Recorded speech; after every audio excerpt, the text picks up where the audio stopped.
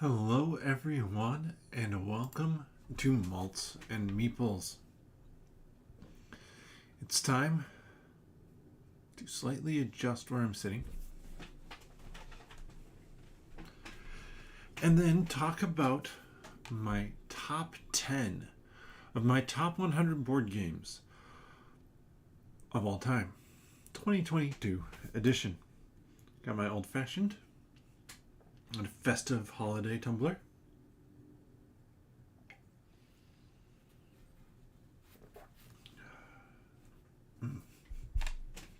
Pretty punchy today. Orange bitters, very classic for today. So, well, here we are. We have made it to the final 10.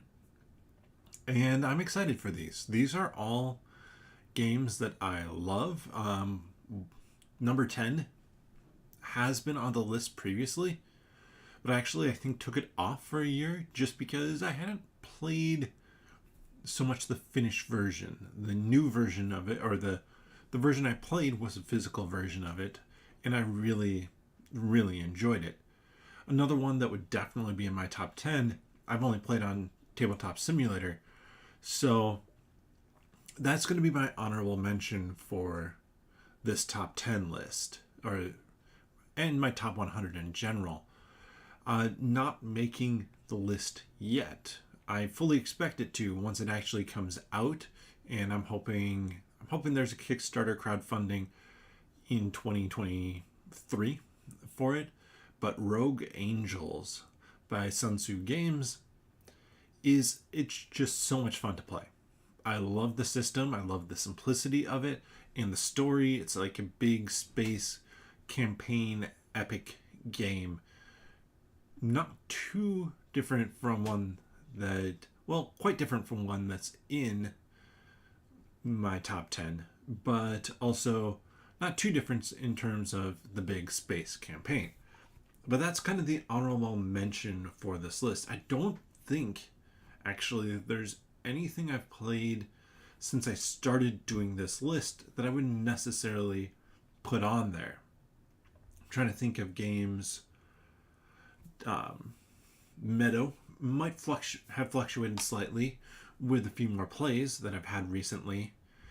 And Chronicles of Drunagor, which you can see a single play of that on this channel, kind of going through the first introductory scenario. It's fun. I really like it, but I don't know when it will be making the top 100 list because it's a campaign game and one that I want to play with other people. But let's get into number 10. Also a campaign game. Number 10 is going to be Role Player Adventures. It's actually sitting out on my table right behind the camera, not set up, just the box and the Nephros' Judgment expansion for it. But I love this campaign game. This is a campaign game based off of kind of the world or the artwork of Role Player, which was on the list earlier. That's a dice drafting placement game of creating a character. In this, you can take those characters you've created or characters that were pre-generated for it, and you go through a campaign. It's still dice manipulation, what you're doing for combats, for skill challenges, and man, it's fun. I really love the story for this. It's not super heavy, but it is that epic kind of standard tropey fantasy that I really enjoy. And then to go along with that, the mechanics are good. I really like them. I do think the game probably is balanced for 3 players. We're playing at 4, and it's sometimes a little bit easy. As for the setup, no, the setup's actually not too bad considering how big it is. Once you've kind of done the initial setup once, I think that I can get the game to the table in 10 minutes for a session, and for a big campaign game, that is exceedingly good. Maybe 15 because I get distracted. The game does say it takes 90 to 150 minutes to play. Because we hang out, talk, have some snacks, I think we're averaging 240 minutes a session, but it would be easy to get it into that 150 kind of range. I don't think 90 minutes. So the game takes longer to play, but is easy to set up, easy to tear down, which I really like about it. My number 9 is going to be Mansions of Madness. This one has been in my top 10, I believe, the whole time. Mansions of Madness is an app-assisted Lovecraftian Arkham Files sort of game where you are an investigator going into a mansion to try and figure out what is going on, or going somewhere to try and figure out what is going on. There's like the one they recommend you start with, you're in a mansion and somebody is trying to complete a ritual and you're trying to stop it. Pretty standard stuff. But then there's another scenario that you can play in the app where you get into the mansion, somebody interacts with something, and now you're both in the same mansion but in parallel timelines. Somebody's further in the future, and so like in the past you can go hide stuff in certain locations. The app remembers that, and then the person in the future can pull them out. So it does all sorts of cool things with this app, with the story, and it works well because you don't have to have then somebody running the game for you. There are puzzles in this game. You don't need somebody who knows the answer and is kind of running the whole system, the whole setup. So I really enjoy it. It's again one of those big games to get to the table, but a lot of fun, and just gives a different experience than some of the other Arkham games. I feel like it's much more localized, but in a good way. And the app allows it to change it up. So if I play the same scenario 3 times, most of the things are going to be the same, yet the layout of the house, stuff like that, going to be different. Number 7. So we have 10, 9. Number 8 on the list is going to be Xenoshift Onslaught. And I think either Xenoshift would work for this, but this is a tower defense deck building game. I love my deck building, so super high on the list. This one is very tough to beat, and one that I really enjoy because of that toughness of the game, and because even though it's really tough, there's things you can do to help each other to make it a little bit easier each time the bugs attack. This is very Starship Troopers,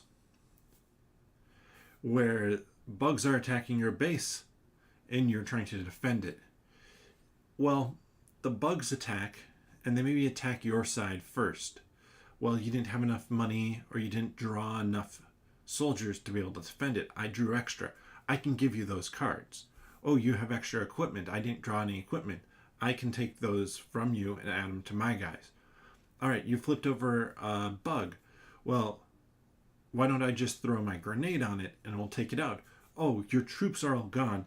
Let me drop in my paratrooper so that you have somebody to defend on that side. There's all sorts of kind of cool things like that with this game. This is a cooperative game that I like it because nobody can really quarterback the situation. Everybody knows what they have in their hands, and at some point in time, you will need something that the other players have to be able to complete your side.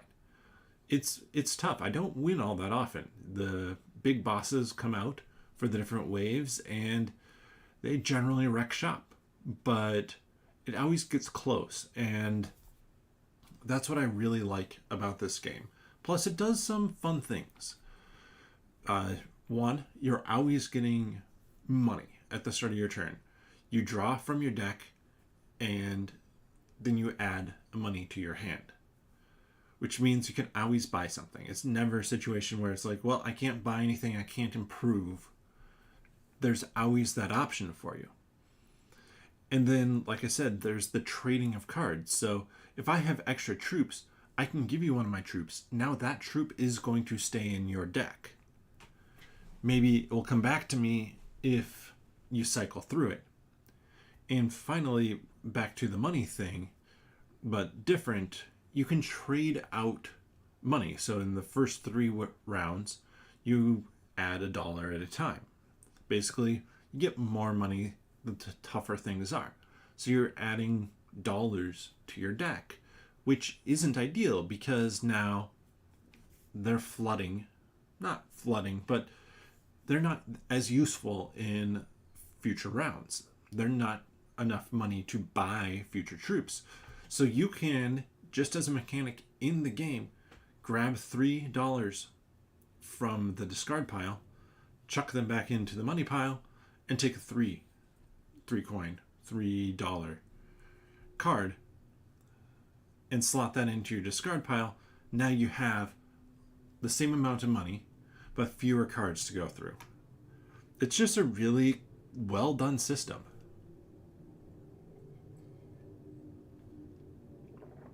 All right. So now on to number 7. And number 7, we have Stars of Ikarios. This is the one that I was referring to, where it's a big, epic space adventure. If you want to see this one played, I played, trying to think, 8 or 9 different sessions here on Malts and Meeples. Streamed them.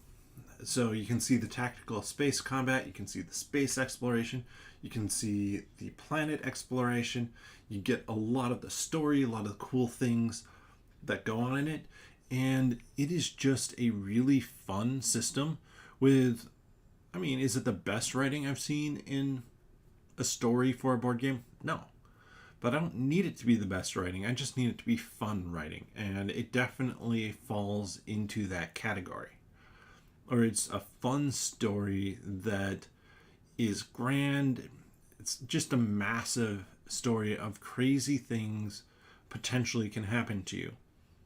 And I think they do a good job with most of the different parts of the game. The tactical space combat is so much fun because you're trying to puzzle out how to move everybody around. Now, enemies, not necessarily the smartest out there, because they're following specific directions, but you're also, I mean, you're doing a space battle. It is big, it's epic.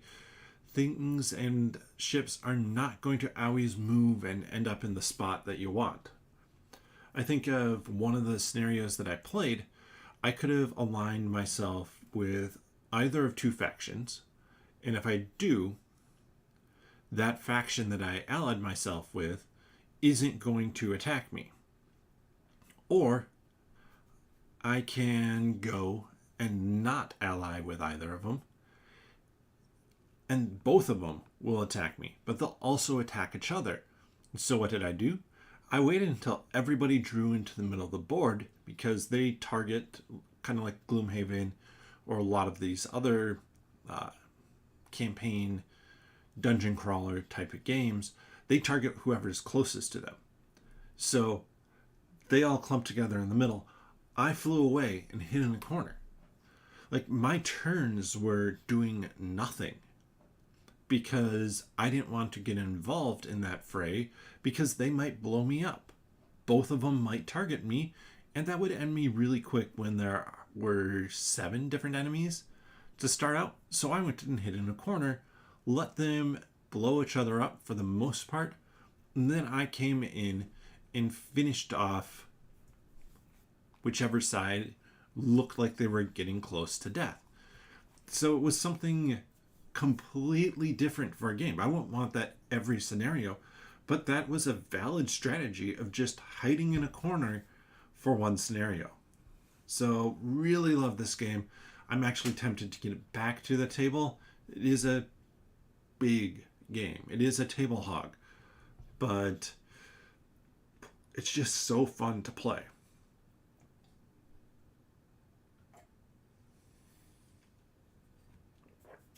Next up, this should be number 6. Number 6, we have Detective, a modern crime board game. This is from Portal Games, and this is a deduction game. It is,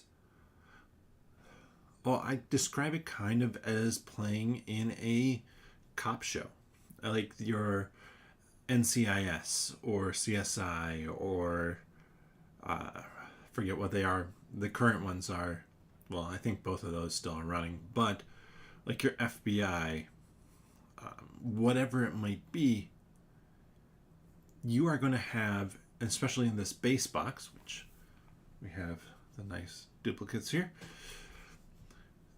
it's a story that kind of builds upon itself. Each case, while separate, does kind of intertwine into a whole big picture. And okay, maybe kind of this crime detective thing isn't your jam. Well, there's a Dune version that I've heard mixed things on. There's a 1980s version where you can get a bunch of cases for that. There's a Batman one, which apparently they're already working on another Batman one, and you get to play as characters kind of around the Cape Crusader and try and solve these cases. It is a blast. Every time I play, I got to play this at Gen Con, the Batman one, and it was fun to have the designer and owner of Portal Games be the person who taught it, and then to walk around, like he was walking around, and have him be like, okay, you've played this before, because I had 3 pages of notes for the introductory case. I was taking notes on everything because you have to in this game. You have to figure out everything that's going on, because something you learn in case 1 might impact case 3 or 4 or 5. And it's just this really ambitious project that I think works so well. Plus, I mean, this one, you have 5 cases that are run together. The Batman one, I think it's 4 cases that are run together. But then they have season 1, which is just 5 separate cases. They have cases where they had guest designers, their signature series for them. So if you want a big, well, not even that big a campaign, like a 15-hour campaign, each case takes about 3 hours, you can do that. Or if you just want your one-off case, that's also an option. Number 5 is going to be AEONS End. And this is any version that I played, which is AEONS End War Eternal, and AEONS End Legacy. I also own AEONS End New Age, AEONS End Outcasts, and AEONS End Legacy of Gravehold. If you want to see how the game plays, I have a full playthrough of the Legacy game up on here. And I mean, if this is, well, let me describe the game a little bit more. In this game, you're a mage who's trying to drive back the forces of this nemesis. This nemesis is coming through. There are monsters, attacks, traps, things like that the nemesis is deploying, and your job is to stop them. Your job is to keep the town of Gravehold alive, and then, if you can, drive them back. They'll disappear if you can last long enough, but if you can't, you lose. And the Legacy, the first Legacy version of this game, which is just called AEONS End Legacy, is a great way to get into the game. It really teaches you how to play, and it builds out from this very generic, simple character to a character with unique and different powers that you can really translate to different play types. I had one character who was really good at attacking, the other one was support, health, things like that. So you can build them out like you want. It's just a really good system, and for having so many different nemesi, they feel different. It doesn't feel like you're just playing the same setup over and over again. The different mages feel different. The different nemesis feel different. You can set up your different brain family, your different markets differently. And one of the cool things about this game that I really like, though one of the things I think does make it probably a 2-player game for me, is how turns are done. So you have a turn deck in a 2-player game. The nemesis has 2 cards. Player 1 has 2 cards. Player 2 has 2 cards. If you get really lucky, well, it'd be unlucky first because you'd have the nemesis go twice in a row, but you could have 8-player turns in a row before the nemesis goes again. And you can do so much damage. You can ramp up so quickly because you're not having to worry about whatever the nemesis is throwing out at you. On the flip side, the nemesis can go 4 turns in a row. If that happens, it really sucks because some of the things have timers on them that are like, well, if the nemesis, after 3 nemesis turns, this happens. Well, it'd be great had we had actually time to go deal with it, but it makes the game just more chaotic. It makes you have to, but not in like a random, well, we lost because of a poor pull sort of way. It makes it chaotic because you can't just always plan out what you're going to do. You have to think, you have to react because, okay, the nemesis has 4 cards out. You can get rid of some of those cards just by paying money. Well, my plan had been to buy this really cool card so I could do this really cool attack my next turn. But now I need to spend that money to deal with the problem going on. So all sorts of different cool things. I really want to play that next Legacy game as well. But I just want to play some more of the base games. I think so. New Age and Outcast aren't Legacy, but they are kind of campaign in that you can play them straight through, face off and open up different nemesis, stuff like that. You just don't build out your character as you go. So maybe I'm going to stream one of those coming up here soon. We'll have to see. Number 4. I was like, wait, is that right? Yes, this is right. Number 4 is Marvel Champions. Marvel Champions is a deck construction game versus a deck building game. And so just to kind of give a difference between my wording for things like those, deck building is something you do actively during the game. You're acquiring cards to put into your deck of cards for attacking, moving, buying other cards, whatever it might be. Deck construction is before the game, you go through and build up your character's deck to go then face off against something else, someone else, whatever it might be. Magic the Gathering, for example, is a deck construction game. Dominion is a deck building game, that sort of thing. But Marvel Champions, and some of this is, I just love Marvel stuff so much that it maybe gets a little bit of a bump because of that, because I don't play it super often. But when I do, I always have a really good time with it. And I always feel like I'm playing as the character that I'm supposed to be. Spider-Man has his Spider-Man cards, which give him some like cool defensive interrupts or things like that. Iron Man has cards that you put out into play, basically thinning your deck as you go, like the technology that he is using to make his Iron Man suit. They have so many different characters to play around with, and they have campaigns where it's just like a series of a few different story adventure things kind of tied together. It works so well. Plus, one of the cool things I like for it is you have your hero and your alter ego side, or your person and your hero side.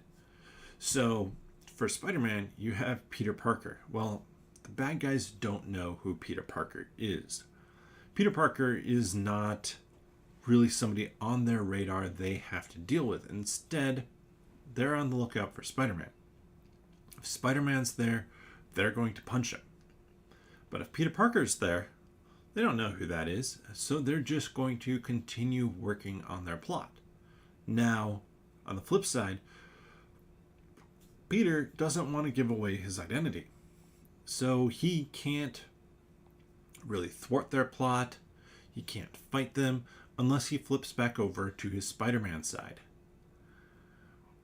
It's a really fun balance of that, because you can spend your time on the Peter Parker side, but you need some way to keep that scheming in check while you do that, because otherwise that goes fast and all of a sudden you've lost.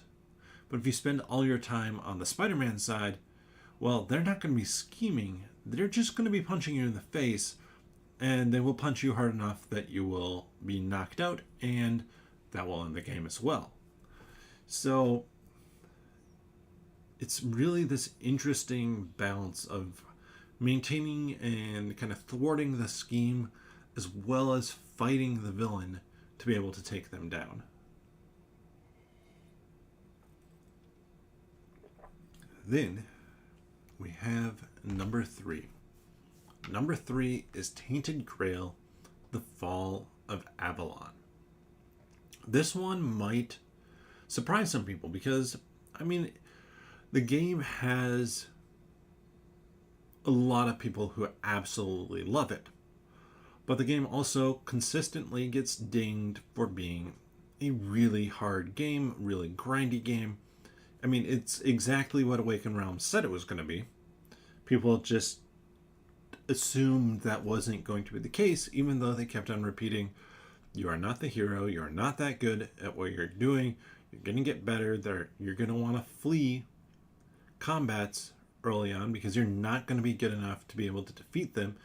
And the further you go, you're going to face off harder and harder monsters, harder and harder diplomacy challenges, and you're still going to have to run away sometimes. Well, people ignored them. Thankfully, they gave the story mode. The story mode is challenging enough. Story mode does a couple of different things. One, it makes it so these menhirs, which kind of light up your area, they take longer to burn out because that reduces some of the grind. And then it also has you treat it like you're playing with one less player. That makes everything cheaper to do, so you're able to do more. And Tainted Grail has some of, if not the best writing for a board game I have ever experienced. Like, these stories are dark, Arthurian legend related stuff. It is just so good, so much fun to play through. Highly recommended if you want a really thematic game. And yeah, story mode is like the perfect balance for me for this. It is, I knew it was going to be challenging, so I don't mind the grind of that. I don't mind the fact that I'm not able to beat every monster, and I shouldn't try and beat every monster. But I like story mode because the writing is so good, I can spend the time to experience the story more and more instead of having to spend quite as much of my time grinding. And then, number 2. Number 2 is a little bit different than a lot of the games on this list. This is Dice Throne. And I have Dice Throne Season 1 up here. I could have Dice Throne Season 2. I could have Santa Claus versus the Krampus. I could have Marvel dice thrown up here. Any of them are great because this is a Yahtzee style battling game. Basically, you're rolling dice trying to get different combinations to work to deal attacks. But, like, I mean, that just sounds random. And doesn't sound that interesting and or thematic. But the game is more than that. Well, just looking at the front cover here, we have on there the Pyromancer. The Pyromancer has no defense. They get attacked, they roll defense. Their defense is dealing damage. Their goal is to stack up fire mastery, to do big hits, to whenever they take damage, to do even more hits. And it works really well. Then you have the Barbarian. The Barbarian is going to heal as they go. You have the Shadow Thief. The Shadow Thief is going to steal what's basically your currency to do different attacks, play down different cards, and the game might seem pretty random at the start, but it isn't. Well, first off, there's so much math that goes into making the game balanced. But each character's powers are thematic for what they're doing, and it just manages to work, and you figure out the rhythm of, all right, well, this might be just a okay turn. I might just do a little bit of damage, but I'm saving up my combat points, basically my money to spend on cards, so that next turn I can be able to manipulate into one of my bigger attacks or even my ultimate attack so that I can hit for a huge amount of damage, a huge amount of either good effects, positive effects on my character, or detrimental effects on your character. The game, it works, and it works so well as a two-player head-to-head battler. And I know that this isn't necessarily the most popular take, but I like it at higher player counts as well. Now, I haven't done team play. If at 4 players, at 3 players, I enjoy it as a King of the Hill style battle. Your health, it's lower, so the game goes faster. And when you attack somebody who has the most health, you get a benefit, which means until somebody's really low, people aren't ganging up on a single player. It kind of bounces around depending on how attacks go. And it's really fun to get to see a number of different characters kind of face off against each other. This was number 2 last year, and my number 1 last year is still my number 1 this year. It was also the number 1 year before, and the number 1 the year before that. And that is going to be Gloomhaven. I mean, this is the number 1 game on Board Game Geek as well, and I think it deserves that spot. Gloomhaven is a big, epic kind of dungeon crawl, but not a dungeon crawl.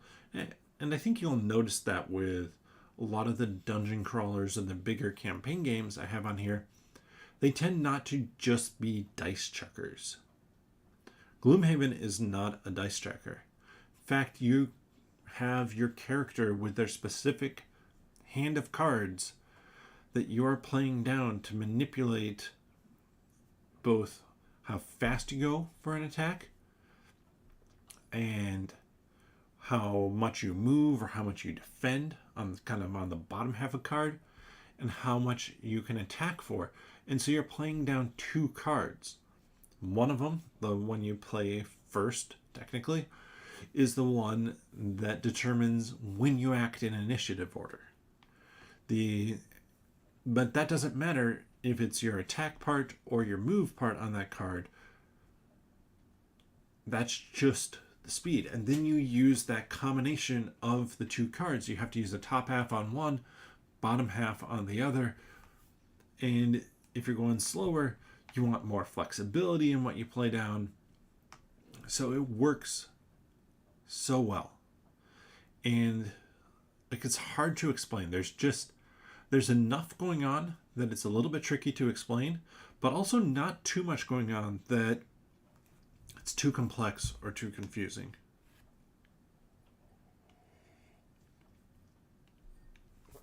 So that is my number one, Gloomhaven.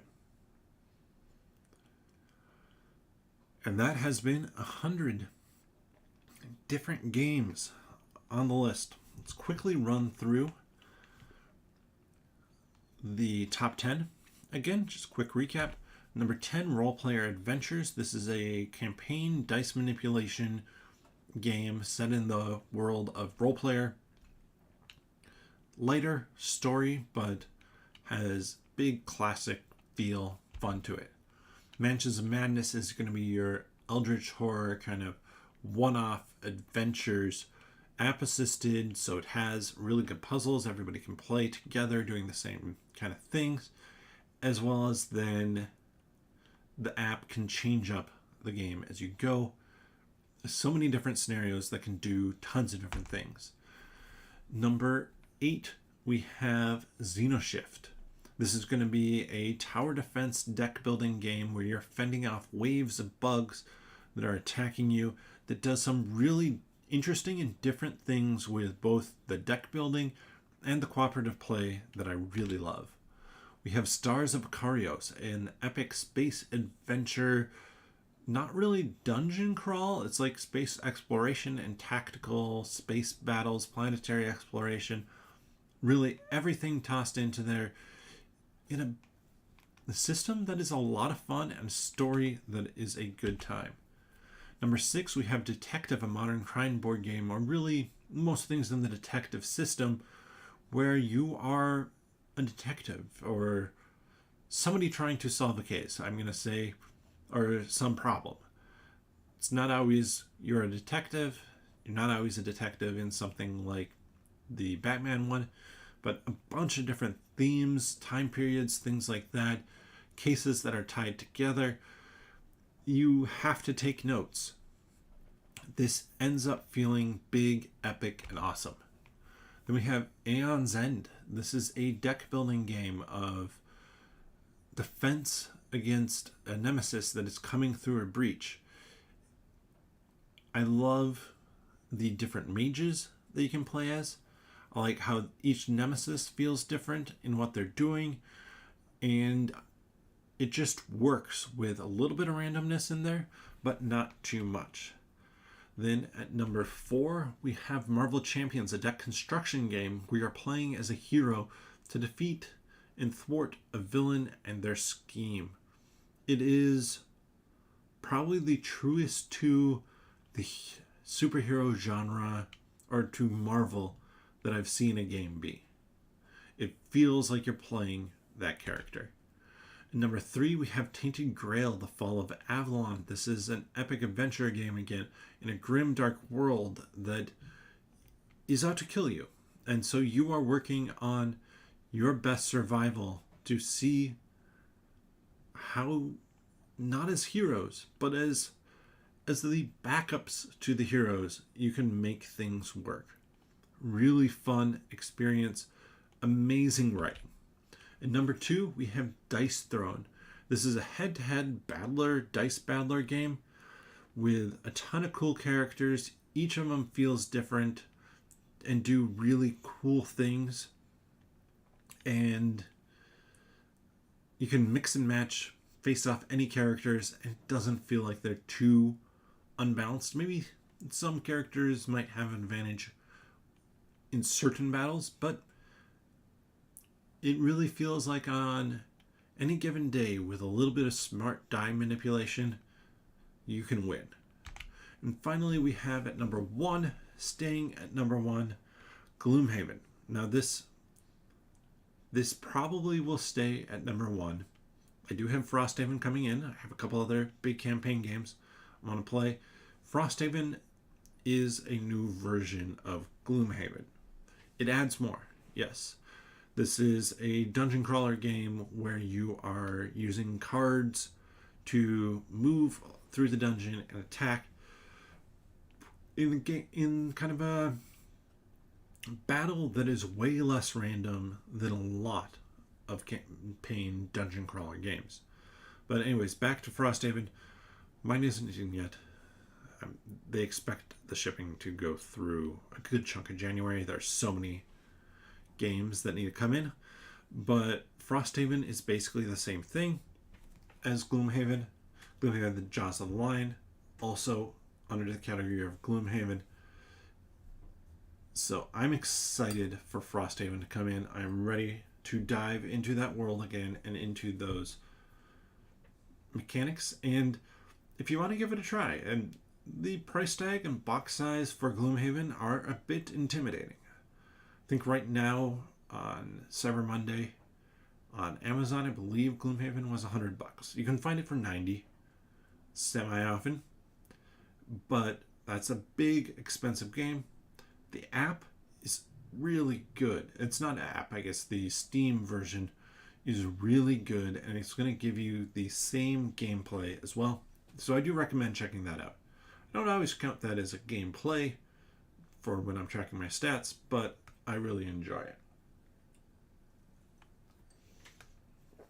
Perfect timing.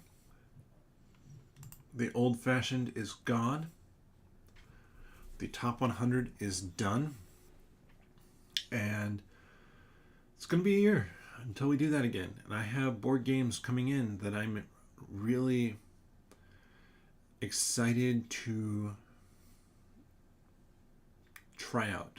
Lands of Galzier is on its way. I think it's supposed to be arriving in a few days. We have Ark Nova that is sitting on my shelf to be played. Etherfields, ISS Vanguard. If I can get in more Chronicles of Dronagor, Solomon Kane, Nemesis. I mean, Spire's End Hildegard. I do think that's going to be different enough. I picked up on a Black Friday sale Cascadia. I haven't played it. Cascadia is a super popular game. I haven't played it. I need to play it. Wingspan, same. I need to get that played. Wow. We want to go through stuff like that. I have Everdell and Spirit Island sitting there as well to be played. And, I mean, there are going to be more games coming out throughout the year. There's other ones like Tiny Turbo Cars that I kickstarted that I haven't gotten to the table yet, or Tumbling Dice that just showed up that I got to get played. And so it's going to be fun to see what the list looks like in a year. It always is an experience and an enjoyable one for me to sit down, go through and rank everything.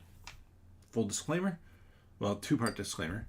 One, tonight, I believe, my plan is to upload my full ranking session.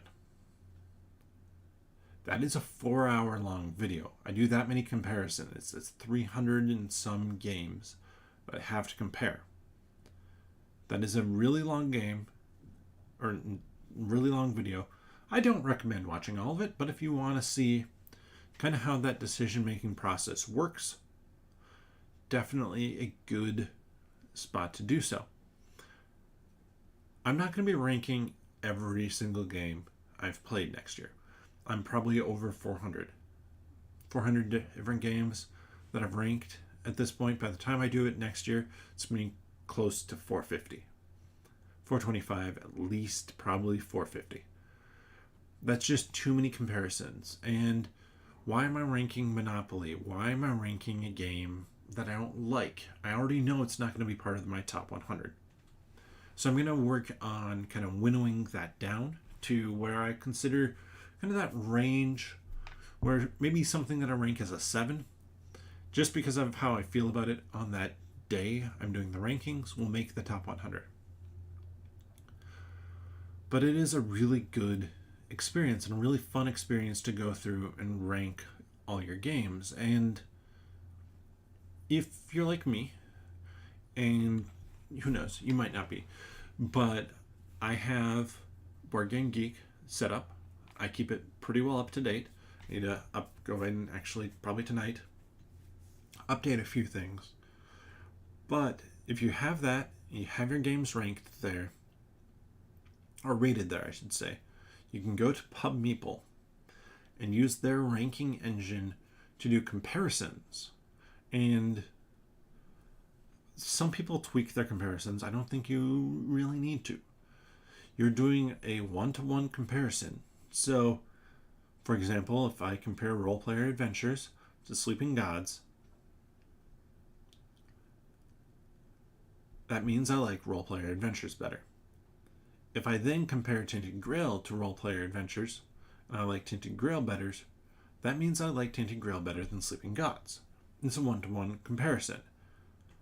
And I think it works really well. Yeah, sometimes things maybe feel a little bit off, but I do really enjoy it, and it is a really good system. So thank you to the people at PubMeeple for having put that together. With that, let's quickly talk about upcoming streams. Obviously, Monday streams are going to be a little bit different going forward. Don't have top 100 to do anymore. So probably picking some topics, replaying some games that work well solo that I've already played. Wednesdays are generally the campaign game days. I still have Chronicles of Drenagor set up here. I need to take it down. Chronicles of Drenagor, because of how the map emerges as you play, and just the size of the game on the table, it's too big. It doesn't work well for me to stream with my current setup. So, instead, before Christmas here, before the holiday season, I'm going to be doing some Spire's End Hildegard, kind of as a comparison between those two systems, those two games. Might be some other random solo games thrown in there as well, but I'm really excited to get Spire's End Hildegard to the table. So probably that's going to be what I am playing on the Wednesdays. And then Lands of Gelzir, when that comes in, it's again a simpler game. So plan on probably getting that one as one that I'm going to stream. But with that, thank you so much for watching. Hopefully this has been fun. If you haven't checked out the previous videos, definitely go check them out. Let me know which games from each section you would want to play. Let me know which ones you have played and you think I have rated too low. Or maybe you think I have rated too high. You can do that down in the comments section. If you enjoyed this content, please give the video a thumbs up, subscribe to the channel. And you want to know when I go live, click that notification bell. I'm trying to think what else there is, but that's mainly it. Oh, I guess if you want to see more of the content that I put out, not just here on Malts and Meeples, you can head over to nerdologists.com, where you can see the articles that I put up, as well as the 10-Minute Marvel podcast that I do. But with that, bottoms up.